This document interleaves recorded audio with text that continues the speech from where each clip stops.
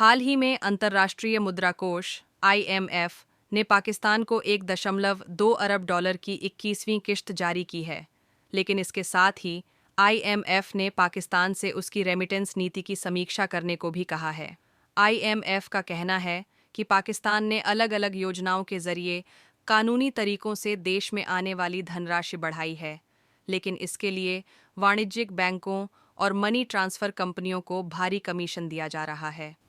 पिछले वित्त वर्ष के दौरान पाकिस्तान ने विदेशों में स्थित बैंकों और मनी ट्रांसफर कंपनियों को रेमिटेंस हासिल करने के लिए करीब 100 अरब पाकिस्तानी रुपये कमीशन के रूप में चुकाए, जिसे रेमिटेंस कॉस्ट कहा जाता है, जबकि सरकार ने बजट में इस राशि का कोई स्पष्ट आवंटन नहीं किया था।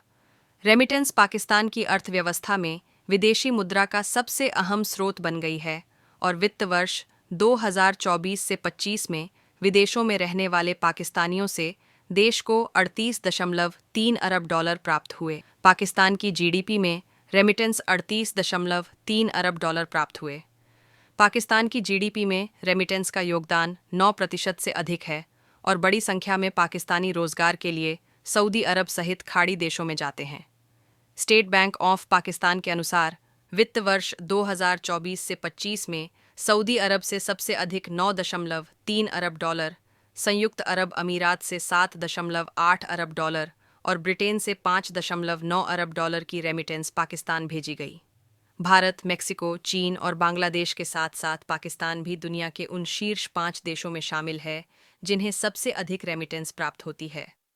हालांकि IMF को इस बात पर आपत्ति है कि रेमिटेंस बढ़ाने के लिए पाकिस्तान सरकार बैंकों और कंपनियों को सब्सिडी और प्रोत्साहन दे रही है, जिससे विदेशी मुद्रा भंडार की दीर्घकालिक स्थिरता पर खतरा पैदा हो सकता है।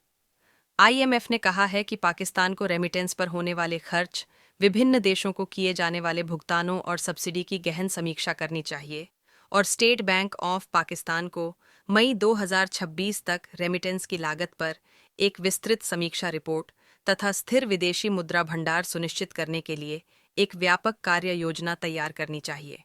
पाकिस्तान की सीनेट की फाइनेंस कमेटी ने भी रेमिटेंस की लागत को लेकर चिंता जताई है और कमेटी के अध्यक्ष सलीम मंडवीवाला ने बताया है कि देश में धन लाने वाली कंपनियों और बैंकों को हर लेन देन पर कमीशन दिया जा रहा है, जिससे उन्हें अनुचित लाभ हो रहा है।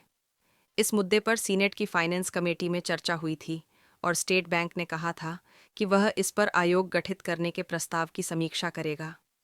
रेमिटेंस बढ़ाने के लिए पाकिस्तान ने 2023 से कई योजनाएं शुरू की हैं, जिनका मकसद विदेशों में रहने वाले पाकिस्तानी नागरिकों को कानूनी तरीके से पैसा भेजने के लिए प्रोत्साहित करना है। इसके तहत डिजिटल अकाउंट खोलने की सुविधा, तेज़ और आसान डिजिटल ट्रांसफ़र सिस्टम, पैसे भेजने पर शुल्क समाप्त करना और बार-बार बड़ी रकम भेजने वालों को इनाम देने जैसी व्यवस्थाएं की गईं।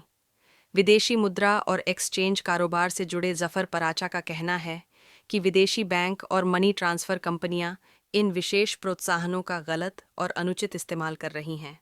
जानकारों का मानना है कि पाकिस्तान को IMF के सामने रेमिटेंस से जुड़ी पूरी स्थिति स्पष्ट रूप से रखनी होगी, जबकि IMF चाहता है कि रेमिटेंस लाने के लिए वाणिज्यिक बैंकों को दी जा रही सब्सिडी या तो पूरी तरह खत्म की जाए या फिर उसे सरकार के बजट में पारदर्शी तरीके से शामिल किया जाए।